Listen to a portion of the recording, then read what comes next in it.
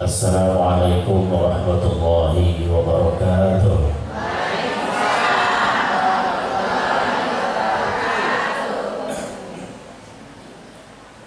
Bismillahirrahmanirrahim. Alhamdulillah,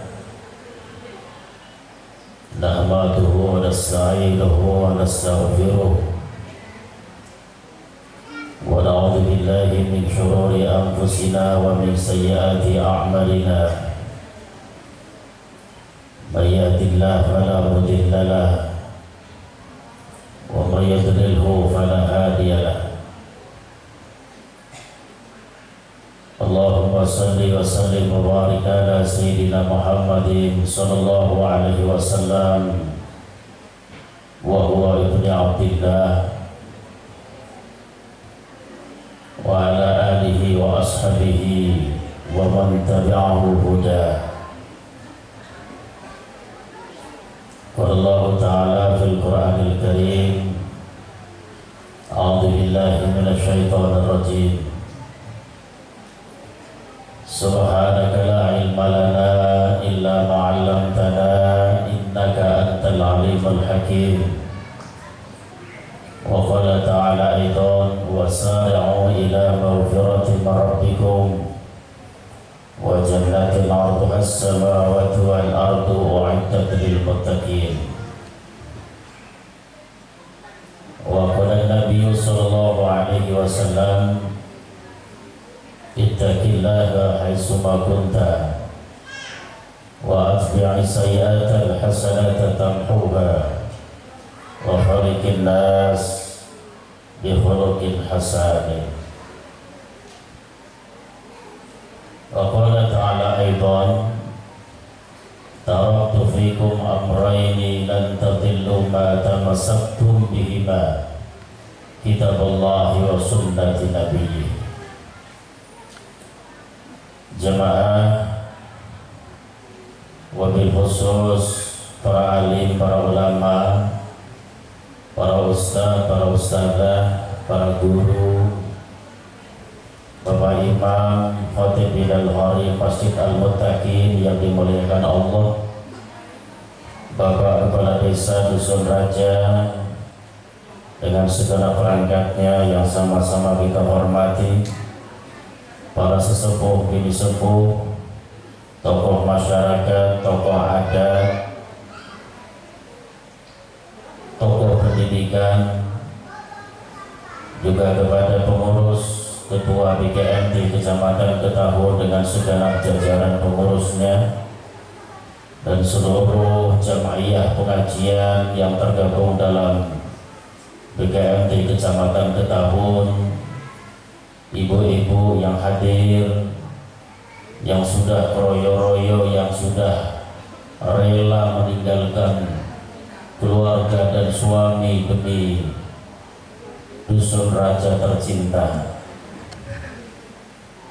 Kalau tadi disampaikan jalannya ekstrim, tolong itu titip ek. Enggak ekstrim ya, cuma jalan. Kalau ekstrim itu kesannya menakutkan. Justru alhamdulillah yang hadir dari K1, K2, Bukit Indah, Bukit Tinggi, Kiri Kencana mestinya harus tambah bersyukur ketika melewati medan jalan seperti itu. Harus bertambah terima kasih kepada Allah, harus tambah bersyukur kepada Allah, harus bertambah qanaahnya kepada Allah. Kalau dari sini tadi saya tanya sama Pak Kades, radius jarak Dusun Raja sampai B1 13 kilo. Kalau saya Binam, setar saya dari halaman rumah muter lewat Kecamatan Binam Raya sampai sini depan Masjid Al-Muttaqin kurang lebih 23 kilo. Belum jauh, belum tembus 50 kilo. Dan alhamdulillah sepanjang jalan hati ini berzikir, justru dengan dikasih jalan yang bermacam-macam kontur, bermacam-macam speed, itu kita mengasah rasa syukur dan sabar kita kepada Allah. Dikasih jalan halus terus kita bisa lalai, tapi dikasih jalan konturnya gonjal-gonjal berlubang, di situ saat kita perbanyak zikir, perbanyak istighfar, perbanyak tasbih. Betul? Kira-kira ketika jalan halus sama jalan yang konturnya bergelombang-berlubang, kalau kita boleh mengkalkulasi, menjumlah, lebih banyak zikir ketika jalan rusak apa lebih banyak zikir ketika jalan halus? Jalan rusak, Pak Kades. Pertahankan rusaknya jalan. Karena hakikatnya hidup adalah memperbanyak zikir kepada Allah. Kalau ternyata hidup ini banyak lupa kepada Allah, berarti itu tanda-tanda alamatus sayyi'ah, tanda kejelekan. Oleh karena itu kita datang bersilaturahmi di Dusun Raja ini, ya ini Bu. Ada yang mungkin baru pertama ke Dusun Raja, ya ini dusunnya Raja itu di sini. Tapi rumahnya Raja di mana saya nggak tahu. Semoga saudara kita, orang tua kita, karib kerabat kita di Dusun Raja, Pak Kades, para sesepuh, Bapak adat, semuanya sehat walafiat Bapak Ibu, aman, tentram, sentosa, insya Allah. Meskipun kita tidak tiap hari berjumpa bersua, tapi doa selalu mengalir buat saudara kita. Mudah-mudahan Dusun Raja di tengah-tengah hutan sawit, hutan karet yang begitu lebat, tapi tak nyana dan tidak disangka masjidnya begitu indah, begitu mewah. Saya yakin Bukit Tinggi kalah masjidnya. Saya yakin di satu kalah yang masjidnya.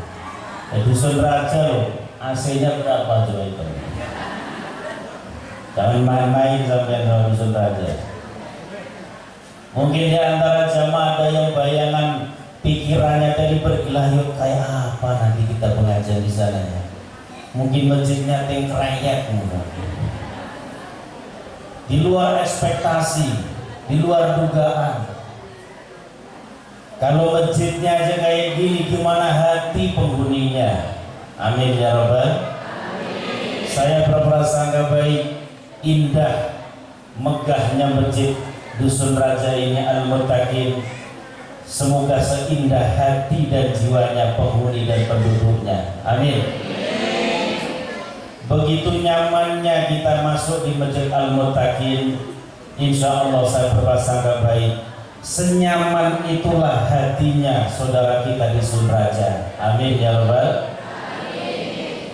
Oleh karena itu kadang-kala ketika kita pengajian, ibu-ibu keliling dari desa ke desa, lintas kelurahan, kita harus bisa mengambil iktibar dan pelajaran.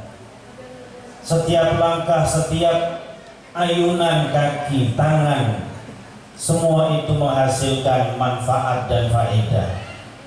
Faedahnya apa? Kita sampai meninggalkan rumah, meninggalkan desa kita, tujuannya adalah tahadus binikmah, memperbaiki rasa syukur nikmat kepada Allah Subhanahu wa Ta'ala.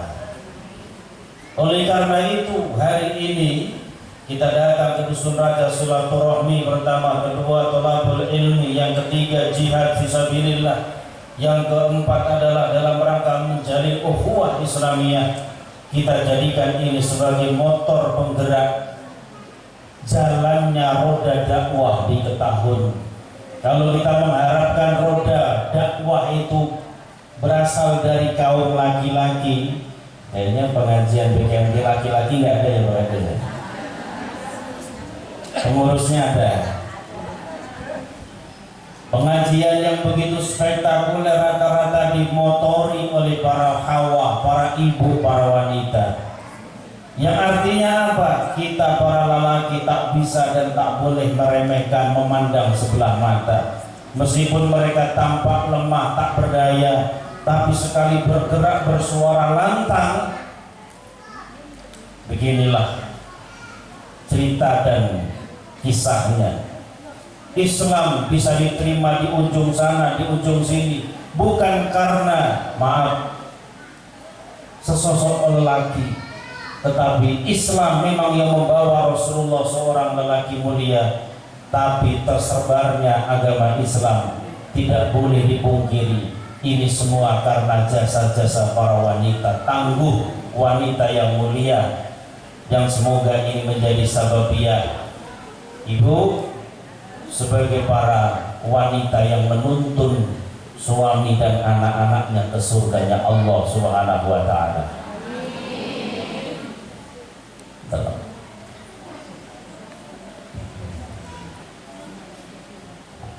Bapak sekalian, lama tak berjumpa bersua. Apa kabar wabil khusus ini jamaah ibu-ibu PKMD, sehat semuanya? Bu Ketua BND Kecamatan sehat? Jiwa raga sehat? Waras? Itu yang kita harapkan. Semoga kita di dalam membimbing, mengasuh sahabat-sahabat, mengasuh yang namanya orang banyak, itu harus ekstra sabar. Oleh karena itu kita bersyukur alhamdulillah hari ini kita ditakdir oleh Allah bisa menyisihkan waktu buat silaturahmi yang begitu indah, buat menyambangi saudara kita di Dusun Raja. Oleh karena itu jangan sia-siakan kesempatan yang Allah berikan, waktu yang begitu berharga. Sama-sama sehari semalam 24 jam, sama-sama siang ini jam 2:55. Ada yang hari ini masih sibuk dengan HP-nya di teras rumah. Ada yang jam sekarang ini lagi ngorok. Ada yang jam sekarang ini sedang bantu suaminya di kebun. Jam sekarang ini sedang sibuk nyari-nyari sembako di pasar. Tapi ibu Allah takdirkan di tengah-tengah siang, di tengah-tengah waktu yang begitu sibuk, diluangkan waktunya buat silaturahmi, buat pengajian, buat ukhuwah Islamiyah. Alhamdulillah. Ini bukan sebuah hal yang remeh, ini anugerah besar yang tak bisa ditukar dengan nominal, yang tak bisa dijual belikan. Hai ibu, saya beli waktumu, sekarang ibu nggak usah pengajian, saya tukar nih dengan barang berharga, tak bisa. Oleh karena itu waktu, sampai-sampai Allah Subhanahu wa ta'ala bersumpah, wow wal asr. Wow dalam kaidah ilmu nahwu sharaf itu ada dua makna, wawul wisal dan wawul wiqayah. Wow untuk sumpah dan wow untuk artinya dan, menyambung. Nah, wal asri itu bukan artinya dan. Sekarang ini kita sedang ditakdir oleh Allah buat mengasah jiwa, mengasah raga, mengasah akal, mengasah naluri kemanusiaan kita. Kalau hanya sibuk mencari rizki, mengais harta, maaf, hewan juga sibuk mencari rizki. Tapi Allah mentakdirkan di tengah-tengah kesibukan kita mengais rizki, perbedaan antara binatang, hewan dengan manusia adalah waktunya bermanfaat. Waktunya bisa dijadikan khairun nas anfa'uhum linnas, diangkat menjadi manusia yang bermanfaat, yang bisa manfaat buat siapa? Minimal ibu gak bisa manfaat buat tetangga, jadilah ibu bisa manfaat buat suami dan anak-anaknya. Bisa kira-kira? Karena kata Nabi, khairun nas, sebaik-baik manusia di antara kalian siapa? Anfa'uhum linnas, yang bisa membawa manfaat buat orang lain. Minimal manfaat buat orang terdekat. Ibu bermanfaat nggak kehadirannya di hadapan suami? Ketika ditinggal kayak gini, suami stres nggak di rumah? Enggak. Betul. Oh, udah panik. Tapi kira-kira ketika ditinggal ibu ngaji seperti ini, perasaan suami merasa merdeka atau merasa kehilangan? Pernah nanya ke suaminya begitu? Pak, jujur Pak, ketika ibu pengajian dengan waktu yang begitu lama 3-4 jam, hati bapak tuh kayak apa sih? Coba ditanya. Merdeka kah? Merasa kehilangan kah? Atau merasa belahan hatinya hilang separuh? Tuhai belahan hatiku, saat kau pergi nyetar motor, hati ini berdegup kencang, seolah-olah jiwaku melayang. Lambaian salmu begitu membuat hatiku terusik. Engkau pergi jauh ke sana menuntut ilmu, hati ini begitu kesepian. Mau bikin kopi tak tahu gula di mana. Mau ngambil gula ternyata garam. Wah, itu suami yang keren seperti itu. Istri tak ada, rumah bingung. Nyari kopi letaknya di mana, stres pokoknya. Nah, itu tanda-tanda keberadaan ibu bermanfaat. Tapi kalau ditinggal suami malah kreatif, nah ini bahaya malah. Jangan bangga punya suami kreatif ketika ibu nggak ada. Berarti tandanya siap ibu nggak ada di sampingnya. Paham nggak? Setuju nggak? Kalau ibu nggak ada suami kok pinter masak, pinter nyeplok telur, pinter blender cabai, ibu jangan bangga. Pulang-pulang kok semua sudah siap, makanan tersaji di atas meja, ibu harus istighfar. Astagfirullahaladzim. Apakah masakanku sudah tidak dirindukan lagi? Apakah sayurku sudah tidak membuat dia kangen? Kok sampai-sampai saya belum pulang, kenapa meja sudah penuh dengan hidangan? Itu harus begitu. Tapi ketika ibu pulang, rumah masih berantakan, jemuran belum diangkat, keren itu. Berarti adanya ibu, kok dada itu apa? Enggak percaya saya. Justru tidak adanya ibu, suami itu buntu akalnya. Mau makan piring tak tahu letak, bingung. Bapak nggak makan, gimana mau makan? Mau bingung letaknya piring. Tapi ketika ibu datang, bapak tahu itulah ibu membawa cahaya penerang hati. Wah, keren kan? Mudah-mudahan ibu menjadi penerang hati suami benar ya. Amin ya Rabbal. Ini bukan hanya sebuah gimmick, bukan hanya sebuah intermezzo, bukan hanya sebuah lelucon, just kidding, bukan. Kalau saya Pak Kades, jujur, ketika istri saya mungkin rewang atau ikut ngaji itu di rumah, pas saya di rumah itu rasanya benar-benar kayak bahasa Hongkongnya kumprung. Tahu kumprung? Tahu ya? Sepaneng. Namanya Masya Allah, kita berharap berdoa hadirnya ibu setiap ngaji itu membawa faedah, membawa barokah, manfaat. Minimal paling skup kecilnya adalah buat keluarganya sendiri-sendiri. Amin. Ibu nggak bisa mempengaruhi lingkungannya, tetangga masih suka rasan-rasan, masih begitu celatu lidahnya, nggak bisa merubah, nggak apa-apa. Gak masalah. Tetangga celatu ganti.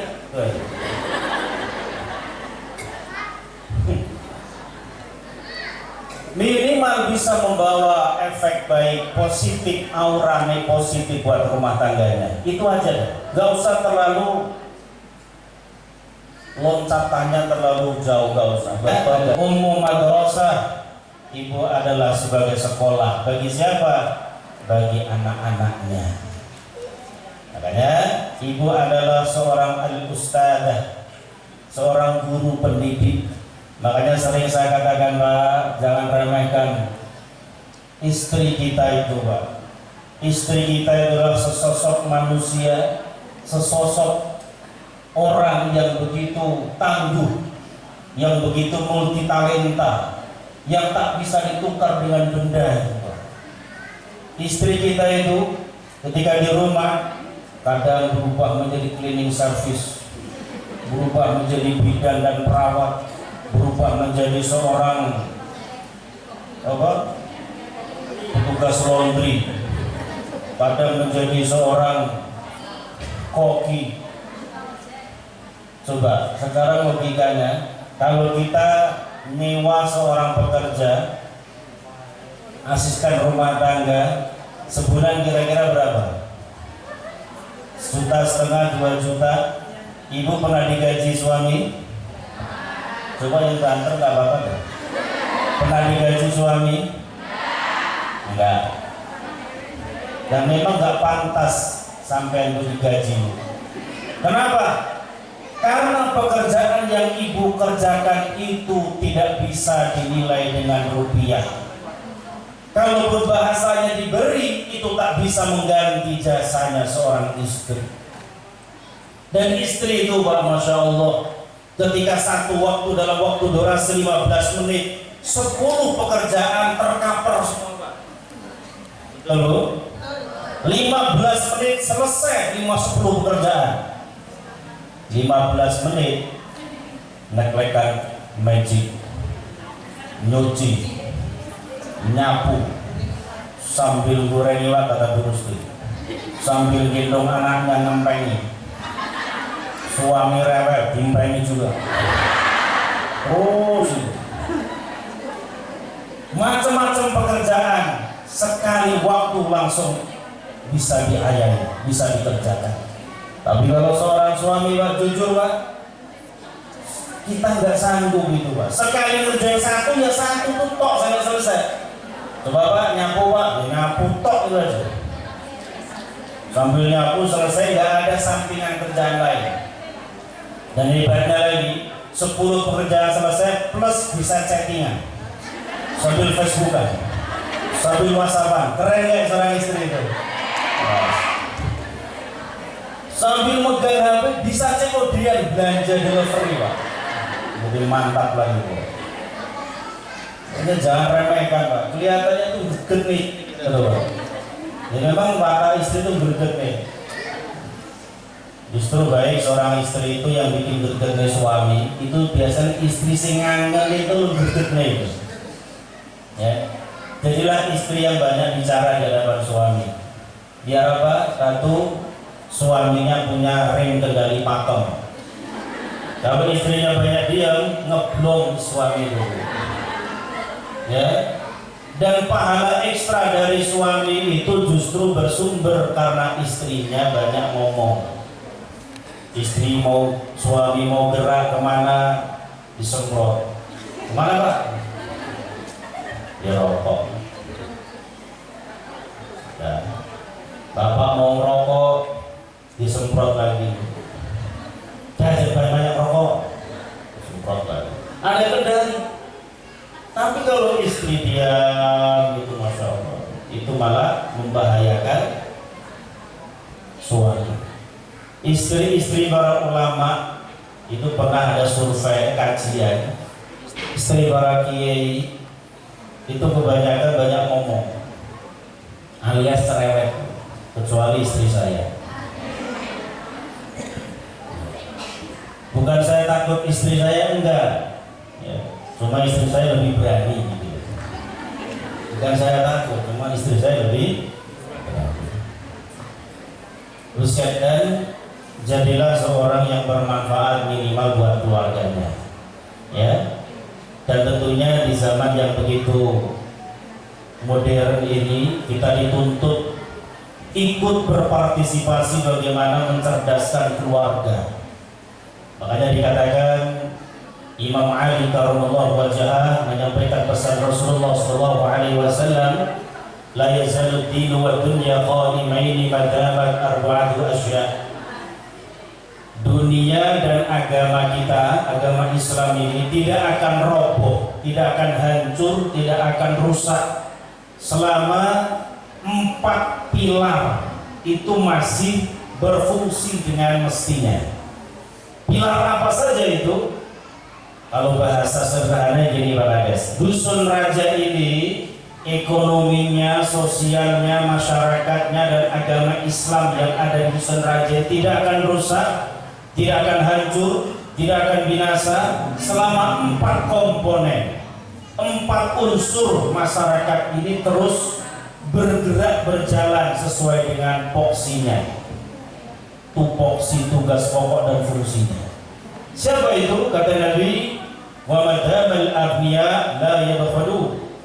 Selama orang-orang yang ditakdirkan kaya, ditakdirkan banyak harta, la yabkhalu, tidak bakhil.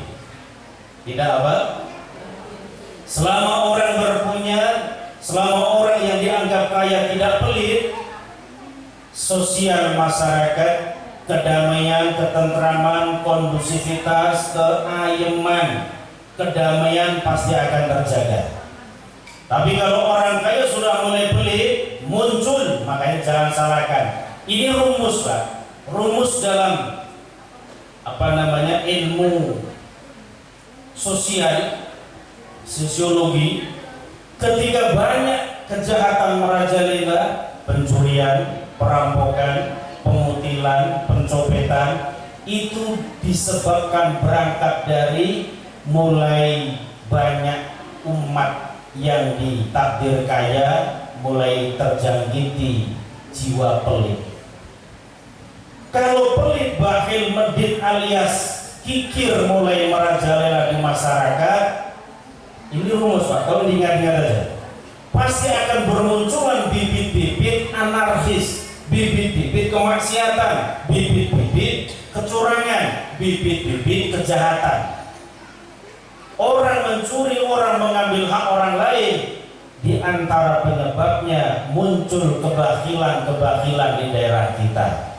Na'udzubillah min. Tanpa digembok, tanpa dikunci setan, aman nggak? Aman. Aman. Jemuran hari ini belum diangkat. Khawatir diambil orang nggak Bu? Nggak khawatir. Suami ditaruh di teras sekarang ini, ibu pengajian, nggak khawatir? Berarti aman berarti Pak. Aman sekali. Berarti pondasi pertama al-aghniya la yadkhulun, orang yang ditakdir punya la yadkhulun, tidak pelit, berarti aman. Yang kedua apa? Wa madamal ulama ya'maluna bi'ilmi, selama para alim, selama orang-orang yang punya ilmu mau mengamalkan ilmunya, nah ini menjadi pilar kedua. Tapi lucu Pak, di zaman modern ini kadang itu gak habis pikir kita.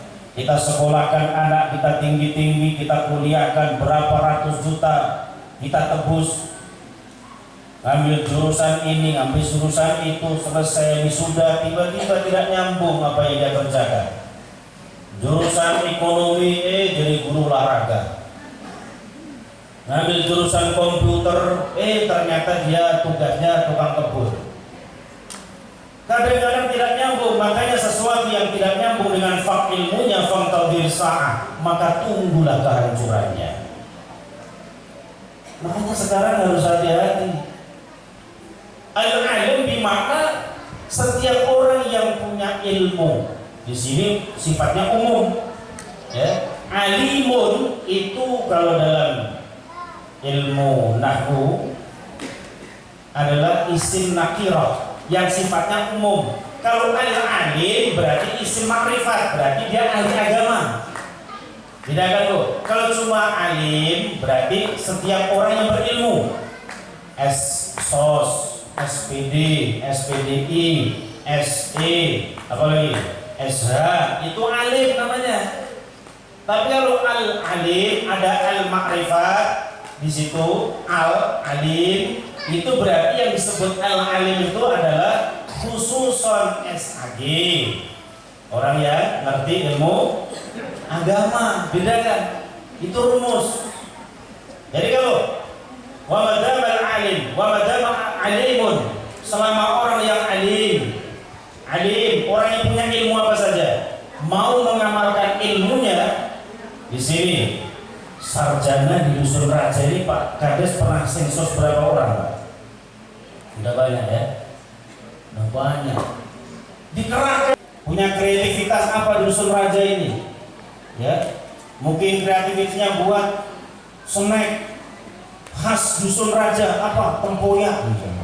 Ya, tempoyak itu khas dusun raja bukan? Di mana-mana ada ya. Ya, tempoyak tapi ditambahi apa gitulah biar khusus dusun raja. Yang paham ilmu komputer, nah bagaimana caranya kita mengembangkan teknologi di dusun raja ini, akses informasi dan ketinggalan, dakwah mudah diakses, itu mesti.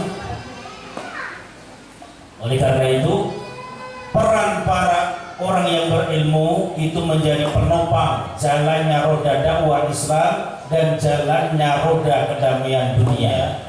Itu tanda-tanda juga kehancuran. Yang ketiga siapa? Wa madamal juhala la yastakbirun. Selama orang yang tak ngerti ilmu, atau bahasa kasarnya selama orang yang bodoh tidak sombong. Wah, ini yang bahaya. Udah bodoh sombong lagi. Udah gak ngerti, dinasehati, marah, ditegur, menterengkelek, diingetin, ngamuk. Nah ini tanda-tanda juhala yastakbir. Suami, kita harus maklum suami itu tetap tidak bisa, ini rahasia kita Bu ya, kalau rahasia. Tolong tutup kuping dulu Pak. Suami meskipun bodohnya minta ampun, ya, tetap tidak mau dia dijadikan makmum, tetap dia tidak akan rela ketika diatur istri, tetap tidak akan ridho ketika diperintah-perintah istri. Betul Pak? Dengar tadi? Oh enggak dengar. Aman ini tadi. Sama istri-istri kita itu Pak, kalau kita ajari nggak mau, tapi kalau ngajari orang lain, suami orang mau denger. Saya kan suami orang kan, nah saya tuturin sana setting, seneng aja banget.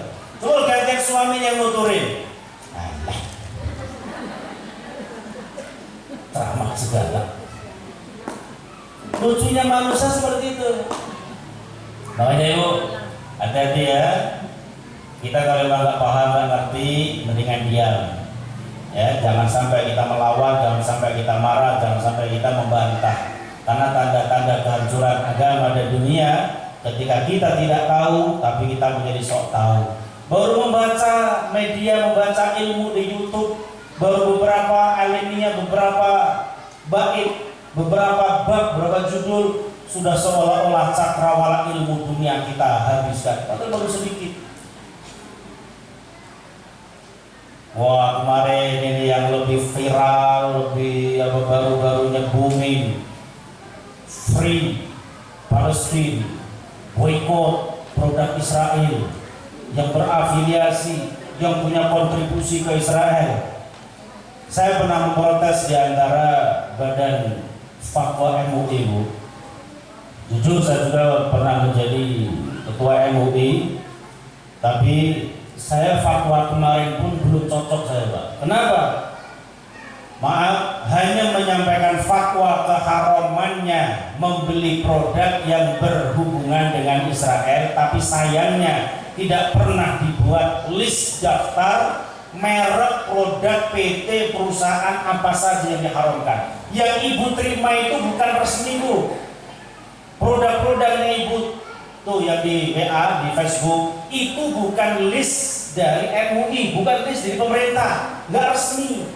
Itu hanya diduga, diperkirakan. Denon, Sarali, PMG, Procter & Gamble, apalagi Kelvin, dan apa lagi? Mayoranga, apa lagi? Kalau pakaian, Adidas, Polo, apa lagi? Flevis. Itu kan hanya perkiraan. Fakta mengharamkan tanpa menunjukkan barangnya, produknya apa yang diharamkan. Unilever, apa lagi? Sari Husada. Dan masyarakat jadi bulan-bulan stres. Saya pernah, Bu, jujur, ini saya kalau menyampaikan, sebelum ikut menyampaikan ke masyarakat, saya rasakan. Anak saya itu minumnya yang si kecil itu susunya bebelat, dan bebelat masuk list daftar yang diharamkan versi ulama. Sama istri, yaudah Bin, coba kita rubah susunya, susu yang lain yang tidak berafiliasi dengan yang anggapannya dengan Israel.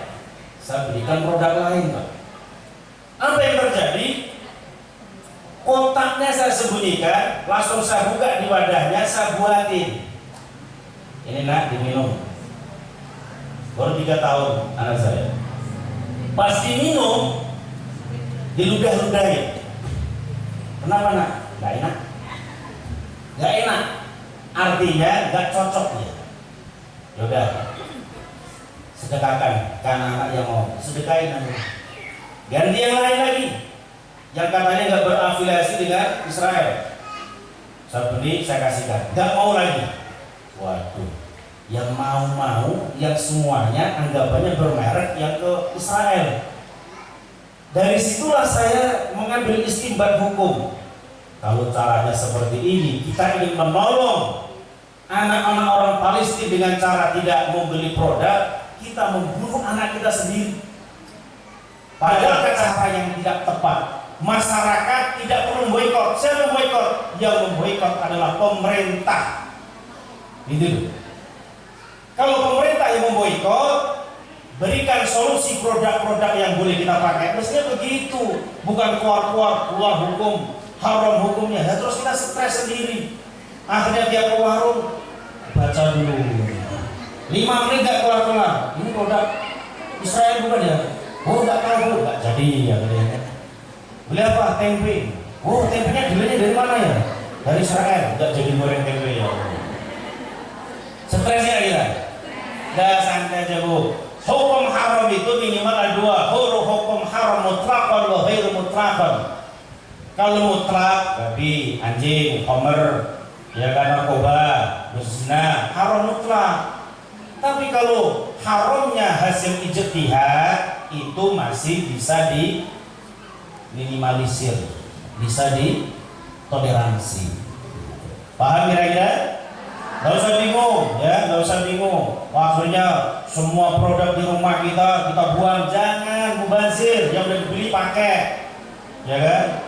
Goro-goro ganti produk, makanan bubrah semua. Biasa pakai Masaku, biasa pakai Royco, bubrah semua. Akhirnya suami gak harmonis karena masakannya gak enak.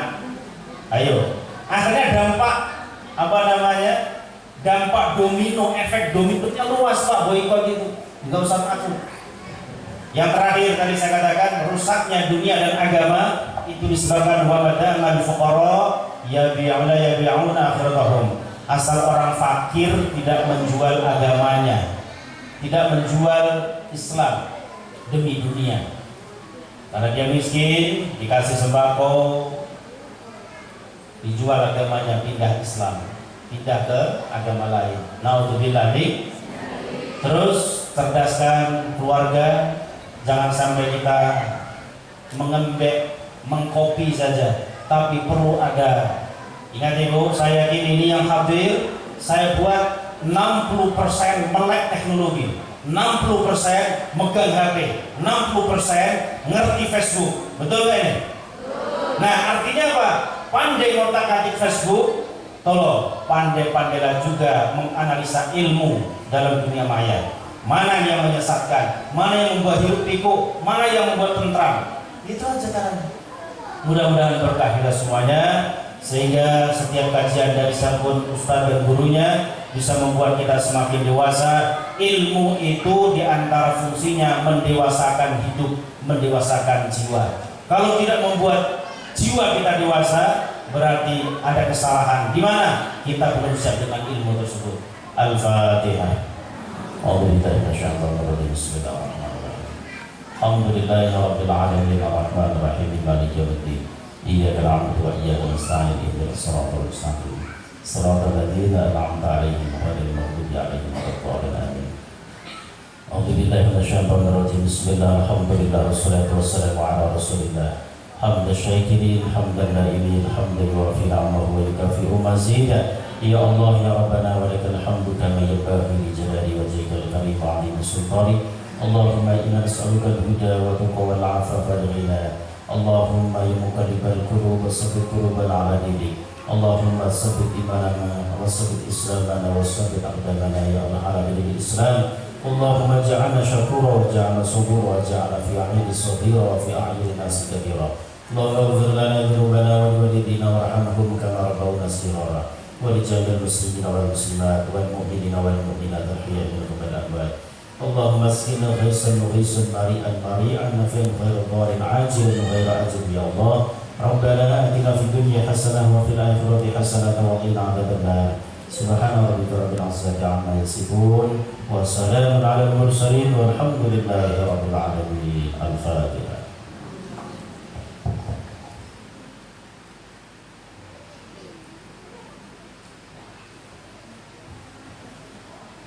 Terima kasih sudah perhatian. Mohon maaf Pak Imam, Pak Kades, ini waktu puasa kita tadi jam 3 lewat 26 menit. Ini lewat 29, berarti ngerosok 4 menit. 3 menit berarti ya. Mohon diridhoi, mohon diikhlaskan waktu yang tergosok 3 menit. Terima kasih. Hadanallahu wa iyyakum wa nafa'a bikum. Assalamualaikum warahmatullahi wabarakatuh.